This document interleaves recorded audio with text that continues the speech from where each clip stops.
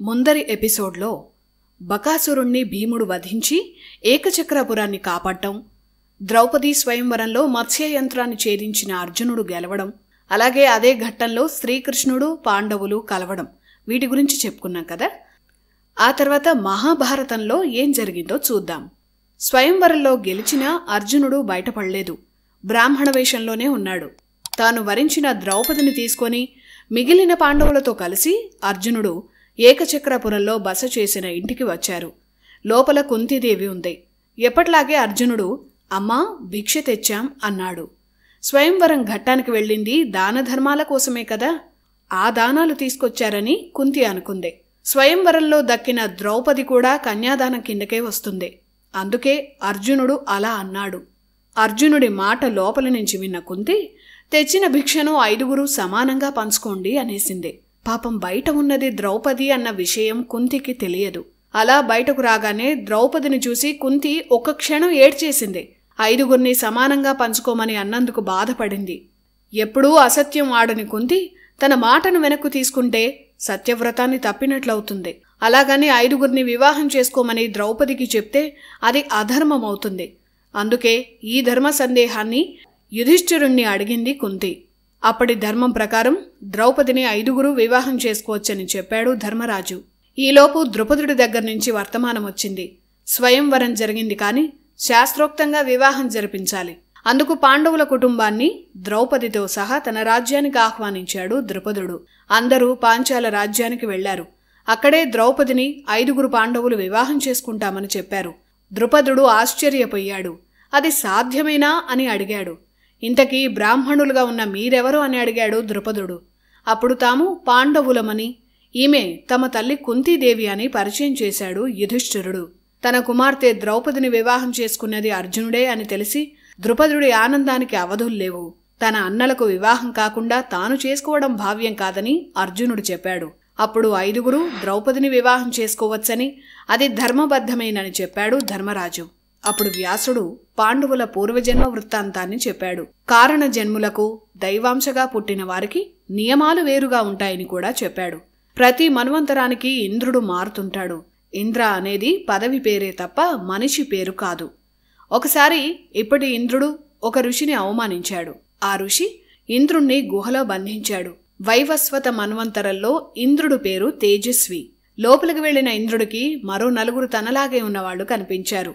వారెవరు అని ఋషిని అడిగాడు. అప్పుడు వాళ్ళు వేరే మన్వంతరాల్లో ఉన్న ఇంద్రులే, వాళ్ళు నీలాగే తప్పులు చేసి ఇలా బంధించబడ్డారు అని చెప్పారు. మీ 5 ద్వాపర యుగంలో పాండవులుగా పుట్టి లోక కళ్యాణం చేస్తారని చెప్పాడు. వాళ్లలో ఇంద్రుడి అంశ అర్జునుడిగా, మిగిలిన ఇంద్రుల్లో యముడి అంశతో ధర్మరాజు, వాయు అంశతో భీముడు, అశ్వనీ దేవతల అంశతో నకుల సహదేవులు పుట్టారని వ్యాసుడు చెప్పాడు. ఇక ద్రౌపది తల్లి కడుపున పుట్టిన సామాన్య స్త్రీ కాదు, యజ్ఞం నుంచి పుట్టింది. స్వర్గలక్ష్మి రూపమే ఈ ద్రౌపది. స్వర్గలక్ష్మి ఇంద్రుడి భార్య, అంటే ఇంద్రాణి. కనుక ఆమె శక్తి ఈ 5 ఇంద్రులకు చెందుతుందని వ్యాసుడు చెప్పాడు. అలా చెందాలి కాబట్టే కుంతి నోటి నుంచి దైవ సంకల్పంగా అందరూ పంచుకోండి అనే మాట వచ్చిందని వ్యాసుడు చెప్పాడు. అందువల్ల దైవాంశతో పుట్టిన ద్రౌపదిని పాండవులు వివాహం చేసుకోవచ్చని ధర్మ సూక్ష్మాన్ని వివరించాడు వ్యాసుడు. అలా ద్రౌపది గత జన్మలో నలచక్రవర్తి కుమార్తె అయిన ఇంద్రసేన అని ఆమె గురించి చెప్పాడు వ్యాసుడు. ఆమె శివుడు కోసం తపస్సు చేసి 5 సార్లు తనకు భర్త కావాలని కోరుకుంది. తథాస్తు అన్నాడు శివుడు. వచ్చే జన్మలో ధర్మబద్ధంగా 5 భర్తలను పొందుతావని వరాన్ని ఇచ్చాడు శివుడు. ఆ ఇంద్రసేన ద్రౌపదిగా జన్మించిందని, ఆమెకు 5 భర్తలు ఉండడం దైవ నిర్ణయమని చెప్పాడు వ్యాసుడు. అక్కడితో ద్రుపదుడికి వచ్చిన అనుమానాలు తీరిపోయాయి. అలా 5 ద్రుపదుడు ద్రౌపదినిచ్చి వివాహం చేశాడు. ఆ వివాహానికి శ్రీకృష్ణుడు, నారదుడు సహా చక్రవర్తులంతా వచ్చారు. అప్పుడే నారదుడు పాండవులకు, ద్రౌపదికి సూచనలిచ్చాడు. ఇది విచిత్రమైన వివాహం. 5 భర్తలున్నప్పుడు భార్య ఎలా ఉండాలో, భర్తలు ఎలా వ్యవహరించాలో నారదుడు వారికి చెప్పారు. ఒక భర్తతో ఆ భార్య 1 ఏడాది ఉండాలి. అలా ఒక్కో ఏడాది ఒక్కో భర్త దగ్గర ఉండాలి. ఒక భర్త దగ్గర ద్రౌపది ఉన్నప్పుడు మిగిలిన వారికి వారి వారి స్థాయిల్లో గౌరవం ఇవ్వాలి. ధర్మరాజుతో ద్రౌపది ఉన్న ఏడాదిలో మిగిలిన 4 మరుదులుగా మాత్రమే చూడాలి. ఆ మరుదుల్లో చివరి వాడిని కుమారుళ్లా చూడాలి. రెండవ వాడైన భీముడికి భారీగా ఉన్న ఏడాదిలో పెద్దవాడైన ధర్మరాజుని మామగారిలా గౌరవించాలి, గురుభావంతో చూడాలి. వినడానికే కష్టంగా ఉంది. ముందరి ఏడాది భర్తగా చూసిన వ్యక్తి ఆ మరుసటి ఏడాది గురువుగా చూడాలి. అలాగే అంతకుముందు పుత్రవాత్సల్యంతో చూసిన మరిదిని ఆ తర్వాత ఏడాది భర్తగా చూడాలి. ఇంత సంక్లిష్టమైన పద్ధతులు ఇవన్నీ ఒక్కటైనా తప్పకుండా నియమంతో నిష్ఠతో జీవితాంతం పాటించింది కాబట్టే ద్రౌపది మహాపతివ్రత అయింది. నిజానికి పతివ్రతల పేర్లు చెప్పాల్సి వస్తే మొదట చెప్పాల్సింది ద్రౌపది పేరే.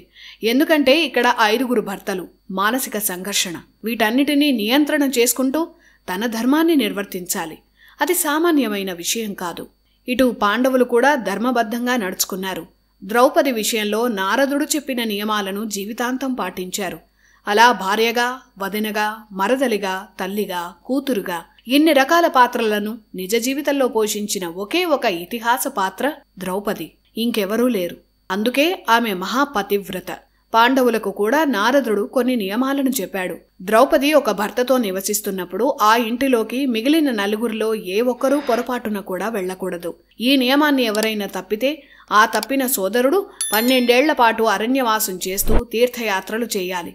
వీటన్నిటినీ అందరూ పాటించారు. అయితే పాండవులు బతికే ఉన్నారని తెలిసి దుర్యోధనుడు, దుశ్శాసన, కర్ణ, శకునిలు తెగ బాధపడిపోయారు.